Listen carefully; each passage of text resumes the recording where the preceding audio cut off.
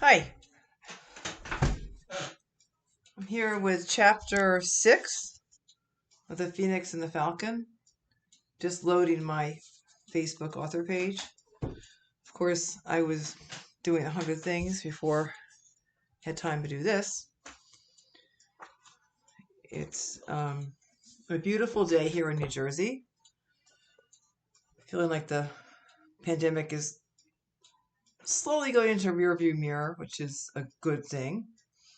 So, chapter 6, when we left Helena, she had a very, her son had been brutally murdered, which was a very hard thing for me to write, but that's just the way I saw it. Unfortunately, I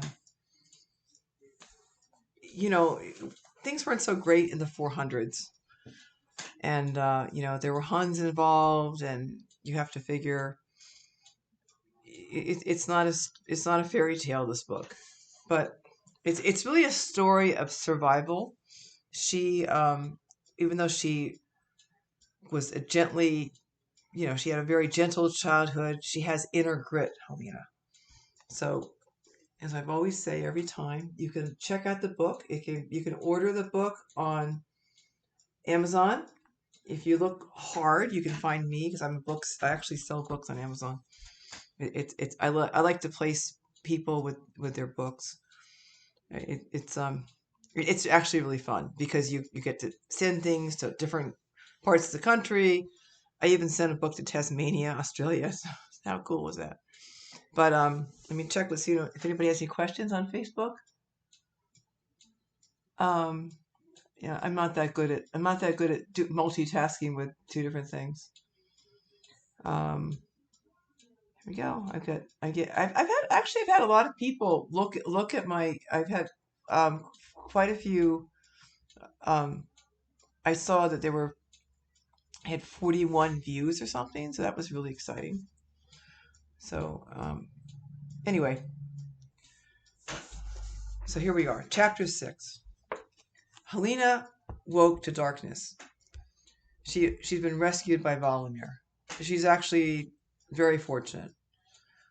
Helena awoke to darkness. In the crude hearth, a small fire illuminated the tent, dancing with it. I'm sorry. In the crude hearth, a small fire illuminated the tent with dancing shadows.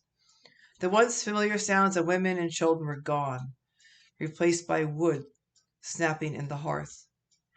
Valimir slept, his arm wrapped around her, warming her body. He had brought her back to his tent after Mikhail's funeral, and had respected her grief with silence. The image of Grelia, his sword above Mikhail's head, flashed through her mind. Silently she cried. Never again would she feel his hand in hers, his voice asking question after question, the fragrance that was him. Despite Valamir's kindness, he remained a stranger, foreign, not Mikhail. She didn't care that he had twice saved her life, first with Ivan, then Grelia. As Valimir pulled her closer, she stiffened, remembering to be afraid. Not for the first time, she wondered at his kindness. He whispered in her ear, I won't hurt you. Through his clothes, she felt his hardness. She clenched her one good fist, ready to strike. As time passed without event, her eyelids drooped. She slept. Helena was roused by the morning light streaming through the tent's entry flap, which swayed gently in the wind. Once again, Valimir was gone, but left her well covered. She sat up slowly. Her body ached, but the pain had lost its intensity. She noted the improvement in her condition, but dismissed it as irrelevant. She remained immobile, numbness her only feeling. From outside, Valamir's voice penetrated her grief. Kiratapan. Half our men remain at that miserable village, drunk. And Attila expects us 3 days after the new moon. Already it's the second day. Get Bevian, he said, using the familiar childhood name. We must gather the men and be on our way. In a rage, Valimir threw open the tent flap. When he saw Helena, he stilled himself. Her lethargy vanished. She did not hide from his hard stare, but said nothing. hiding her apprehension. Her heart raced. She wondered at her reaction. After Mikhail, fear should have no power over her. Moving with the grace of a tiger, Vladimir sat across from her. He smiled, shrugging away his dark mood. I frightened you. His perceptiveness disturbed her more than the anger he had disciplined with such ease. She resented his discernment. It was an intrusion, a violation of her inner world. As he edged closer, she was conscious of his every move. Filled with distrust, she tensed. Let me see your hand, he said. She studied him before extending her bandaged hand. His answering smile was dazzling. With expert gentleness, he examined the injury. The swelling is down. Excellent. Does it hurt less? Her voice was rough from sleep. Yes. You must drink. He offered her a small leather canteen. Here, the water's fresh. His eyes were compelling. Wanting to escape his scrutiny, she obliged him and drank. He touched her cheek, barely brushing it. It heals, but you will carry a bruise for at least half a moon. His hand strayed to her shoulder, lingering, his eyes fixed. She wanted to run somewhere, anywhere else, but the danger outside was far greater than inside. Her mouth twisted. You're scaring me. Turning from her, he pulled his hand away and glared into the flames. His brow furrowed with a frown. His pensive blue eyes glinted in a shaft of sunlight. He cleared his throat. Even with a scraped cheek and nose, you're a beautiful woman, Helena. All at once, her cheeks grew hot. His smile deepened. When I saw you that night, you touched me. I could tell that you were afraid, but in a quiet way, you were very brave. Even before Kansbar called you by name, I knew you were the one. When that fool Ivan attacked you, I should have killed him. She thought of Ivan and his ill-fated assault on Grilia. Her voice was tight. Why? Because he hurt you. She considered his words, then spoke with quiet vehemence. You brought Huns to the village. They would have come with or without me. I had planned for a different outcome, but it was not to be. Quickly, before she could stop herself, Helena asked in a small voice, If I hadn't run, would you have kept Mikhail safe? I would have tried. But after Grilia killed Ivan, it was chaos. I thought you were behind the curtain, unharmed. When the men tore it down and I saw that you were gone, then Grilia was nowhere to be seen. I was desperate. Do you realize I left my command to come after you? I've never done such a thing. But Grilia found you first. Helena's reserve crumpled. She cried. His arms circled her, but she did not stiffen against his warmth. Your plan was good, but for Grilia you would have been safe until you met with wolves. But I would have found you. 2 horses running leave deep tracks. Leaning against him, she shivered, but not from fear. Rocking her gently, he stroked her hair. Why are you so good to me? A brother could not treat me with more respect. He laughed with amusement. My feelings are not brotherly. For you, I teach myself patience. If you were willing, I'd show myself. For now, I'll be content with this. From outside, they heard Gratipan shouting, No, Bevian, you can't go in. You should have stayed home. You're too old to be on this campaign. Move aside. No. No? Then I'll change your mind. Put me down. How dare you pick me up? Thudemir's answer was an affectionate laugh. He thrust his way into the tent. Gratipan was at his heels, still protesting, his hand shaking with disapproval. I'm sorry, Valimir, the Persian servant said. His thin, angular face was pinched. You're not to blame. Please wait outside. Valimir turned to his brother. You annoy him. Thudemir's smile was satisfaction. With veiled contempt, he glanced at Helena. He spoke in Gothic, clearly assuming her ignorance of it. You summoned me? Though his words were difficult for her to follow, she could comprehend him. Greek punctuated his accent, even in the Germanic language, making it easier for her to understand. Now that I've come, I need to know more about this woman. He continued in a bantering voice. Where's she from? How did she come to be on the steps? Gods, Valimir, she's lovelier than yesterday, even with that nasty bruise on her cheek. You should get her a pretty dress, one that does justice to her. Thudemir's resemblance to his brother stopped at the dark blonde hair and blue eyes. Where Valimir was serious and introspective, Thudemir's expression was cynical. Unlike his older brother, he was mercurial. His motions played across his face at will. Helena wished he would go away. Glancing at his brother, Valamir kept his arm around her. Why do you care? She intrigues me. Valamir switched to Greek. Bevian, I've warned you, she's with me. His brother rolled his eyes and sighed with mock despair, putting his hand to his chest. When he laughed, the sound was harsh. I'll live, perhaps, but you break my heart with your selfishness. And his expression changed and became almost earnest. If you want to keep her for yourself, hide her from Attila, he said, keeping to Gothic. We both know his taste. By Mithras, his appetite wrecks my reputation, and this beauty would captivate his curiosity. Attila again, Lena thought, the name's significance just beyond reach.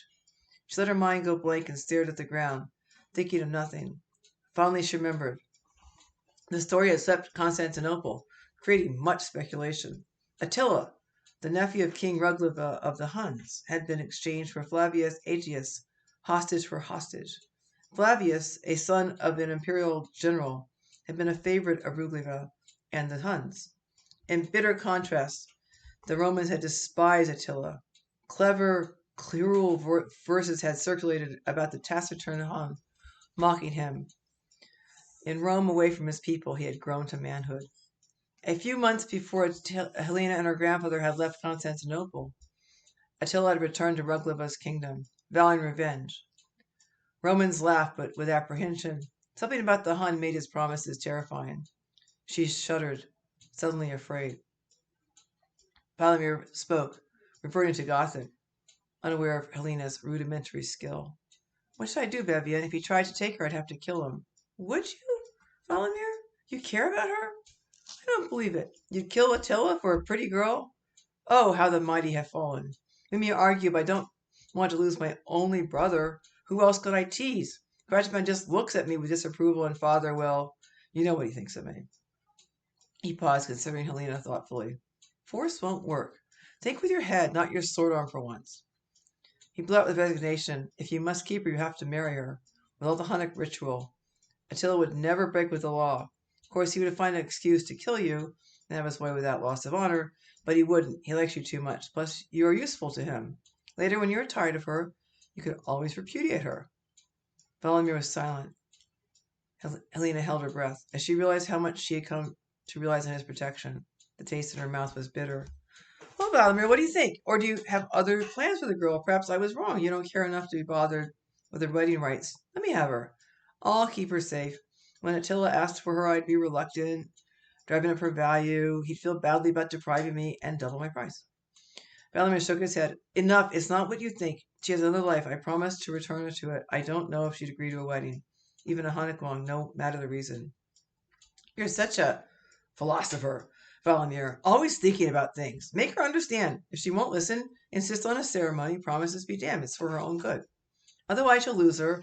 I'll have to keep you from Attila's throat. He paused. Stay with her. Make her see her way. I'll whip the men back to camp. Valamir laughed. Many thanks, Dudamir. Has Ishiite returned?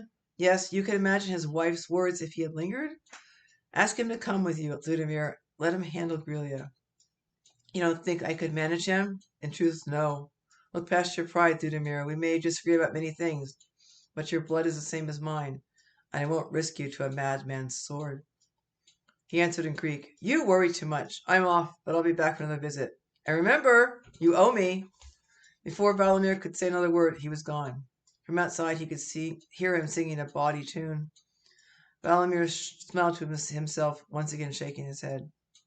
Not for the first time she wondered if she were trapped in a nightmare, unable to open her eyes. Nothing made sense. Yesterday morning she had watched Mikhail die, helpless to prevent his murder. Today, Thudamir undressed her with his eyes, all the while discussing Attila's taste in women. She felt vulnerable and alone. Sweeping her hair from a wide brow, she hardened her resolve. Should Valamir relinquish her to Attila, death would be her last defense. As she remembered her grandfather's stern injunctions against suicide, Helena felt a moment's guilt. It passed. He could not have understood what happened to the heart of a woman who was degraded night after night. Valamir hesitated. For Helena, his uncertainty made him more human. In a rugged way, he was handsome. He carried himself with an innate athletic grace.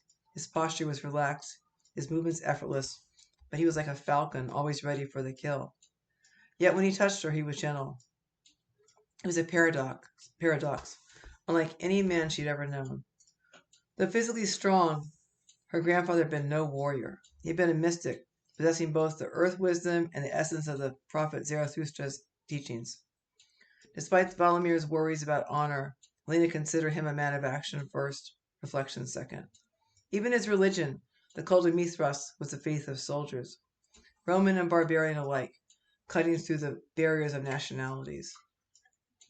Her grandfather had ridiculed the cult, repudiating its origins from Zoroastrianism, hating that his only son had become an initiate, a military man instead of a priest. As Lena watched Valamir's inner struggle, her feelings softened. He accepted her without conditions, bruised and broken in spirit. Her heart ached, accepting what her mind would not acknowledge, a connection to this man.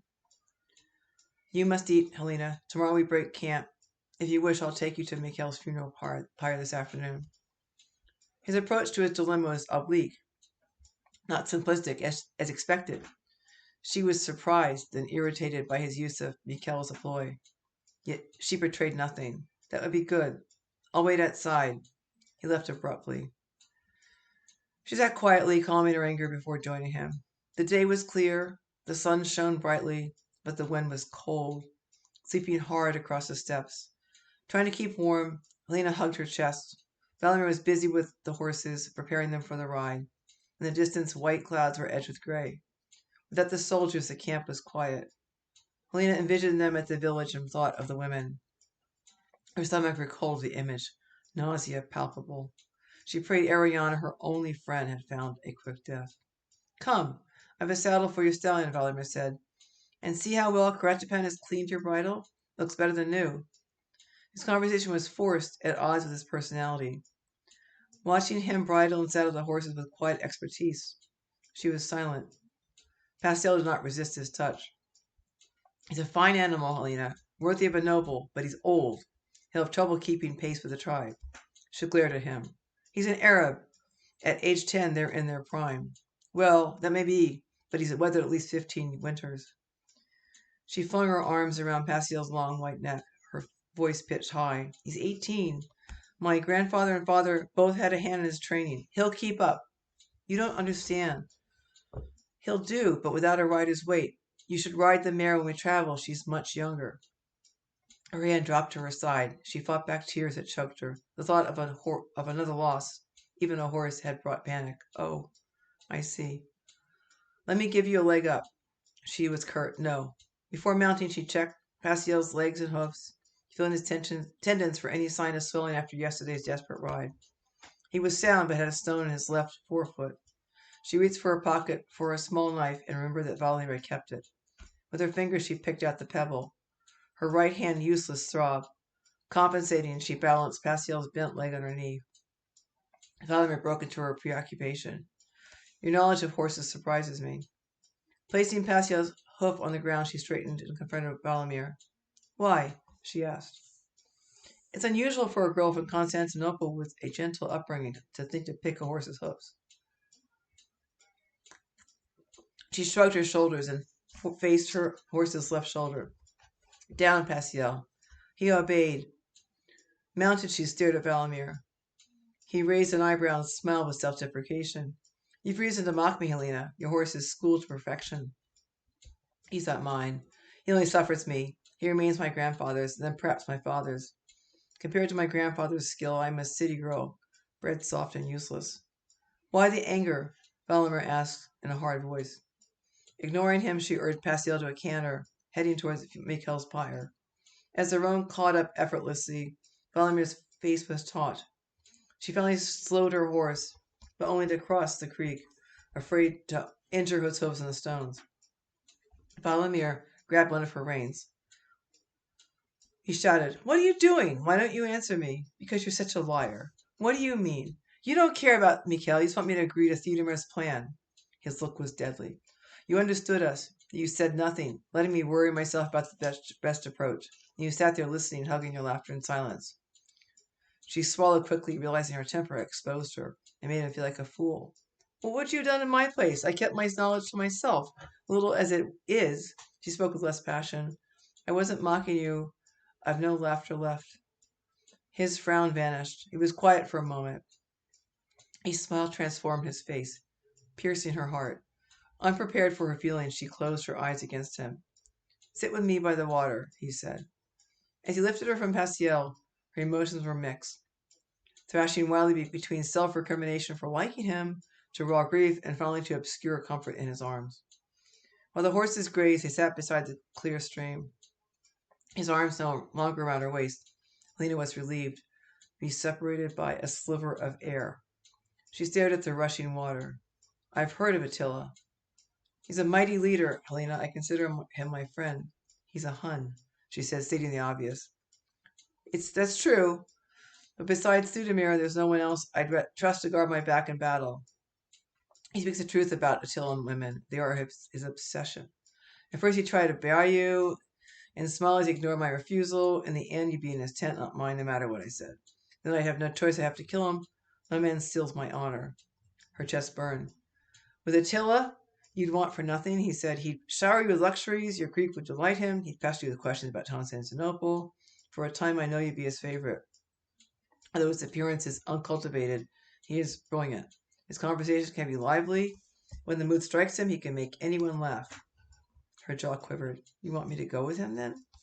No, I'm forcing myself to be fair. Many women would want a share of his wealth. His fortune is immense, almost equaling his uncle's, King Ruglava. Helena pressed her lips together tightly. You think so little of me? I want you to understand your choice. In truth, the thought of you with him hurts me in a way I don't understand. You are honorable, Valamir, to praise a rival. His smile was ripe with pleasure, but his eyes became serious. Will you become my wife? Though anticipated, his question felt like a weight on her heart. She drew away. I'm not ready to marry anyone, she said, looking at the sky, the steps, anywhere but his eyes. I see no other way to protect you. If you wish, I'd wed you in name only. You mean that? She asked, facing him. Yes. Don't you think I see your grief? Your life cannot begin again until you finish with the old. You need time. Helena, she blinked. No one since her grandfather had been so kind, so tolerant. When he pulled her to him, she laid her head against his chest. His heart beat steadily against her ear. In silence, they sat listening to the water and the wind, watching the horses crop grass. Finally, this chill from the earth crept into them. Without a word, he extended her his hand. She took it, letting him pull her up. Her thoughts were pensive. Do you have a wife? He laughed, but said distinctly, no. Her voice was neutral, almost indifferent, as if she were negotiating for a bolt of cloth rather than her own marriage. Would a Hunnic ceremony be binding upon you and Ostrogoth? Only if the marriage was consummated. That lies between us. He played her game, his face schooled to seriousness. But Helena saw the laughter in his eyes. His relief had taken him to the edge of silliness, highlighting a resemblance to his brother. Thudamir mentioned repudiation. Explain that. He frowned. The Huns had been known to cast off a wife, especially if the marriage was political in nature. And the Ostrogoths? It's not common. He paused and touched her cheek. Upon my honor, Helena, I would never repudiate you. Her eyes felt hot, but her voice was level, even harsh. Would you have accepted Mikkel into your tent? Oh, Helena, I would have taken in your mother, had you wished. She shouted, Stop it, this is important. He folded his arms across his chest and chuckled. He breathed deeply, unable to keep the smile from his face. Forgive me, I've been worried. Attila is our lord, he speaks for the law. At your willing consent, the ceremony would be invalid. I'd have no way to shield you from him. As he explained the essence of the situation, his laughter disappeared. Your law is just. I never, ever agreed to marry Cansbar. He said my words for me. How old were you? Just 13. You were young. Surely he waited to take you to the wedding bed. Not one night. But you were still a child. He nodded, her head mute from pain. Overwhelmed by the feelings of shame, she could not look at him. Was he gentle? Remembering, she spoke to herself rather than to him. He was not gentle. Valamir sat motionless, deep in thought. His hand touched the hilt of his sword. I never imagined the old man would hurt you. If I had known, he would have died slowly. I forced him to understand how he dishonored his young guest. Helena felt torn. She detested Cansbar, but for the village's sake, she rose to his defense. He was good to Mikhail. After my pregnancy showed, he left me alone, and then Maga came to the village and occupied his attention. For that, I remained grateful. Valerie would have none of it. Before you became pregnant, did he force you often? Her voice was tight. Yes, it was his custom with a new bride. Valerie spat on the ground. What about the other men? Did he protect you? Helena's eyes flashed. I watched out for myself, but no one except Ivan, his own son, bothered other women's wives. Vladimir placed his hands on her shoulders. You did well, better than most. It didn't break you. You were without blame. His words touched the rawness of her hidden shame. She slowly met his eyes. If I agree to be your wife, in name only, will you keep to your bargain? It won't be easy. I find you beautiful, but I give you my word. She ignored his compliment. What about your promise to take me home? His face shuddered. He looked away. Do you want to go back? I have a duty to my grandfather's house. Also, there's the question of your reward. He laughed. I told you the money doesn't matter. I've more than enough. Gratchman's story demanded an ending. My duty is fulfilled. Forcing herself, she persisted. Will you be able to take me to Constantinople? Yes, but not soon. We're not going that way. He muttered under her breath, Thank God for Constantinople. He waited, his right fingers drumming his arm. She dropped her eyes. I accept the honor of being your wife. Then she looked directly at him. In name only. He smiled and leaned to whisper in her ear. We must seal the engagement with a kiss. She pulled away. Please, Helena, you have to trust me just a little. Her throat pulsing, she nodded, all but imperceptibly. But his kiss was soft, almost fleeting on her lips. His hand caressed her neck, down her shoulder to her waist. All at once she shivered, but not from pain. He brought her close to his chest. Your face is pale. We should go back. You said you'd take me to Mikhail. You're trembling. You're in no condition to ride. Please. He looked at the horizon. If you must, but with me. Valerie caught the horses and secured Pasiel's reins to the roan saddle. He placed her on his horse and mounted behind. The Pasiel following, the roan stallion struck off at a canter. Ahead, Helena could see the remains of the great fire. Her eyes filled with tears, but she was glad to have come, needing to say goodbye one last time. So there you have it, chapter 6. So next week we'll have chapter 7, and you'll see what happens next. Helena, it's really, this book is more about her inner journey and how she comes to terms with what has happened to her.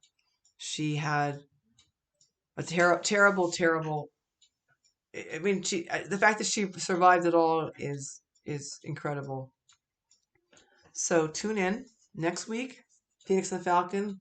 If you want to read ahead, buy my book. I appreciate your support.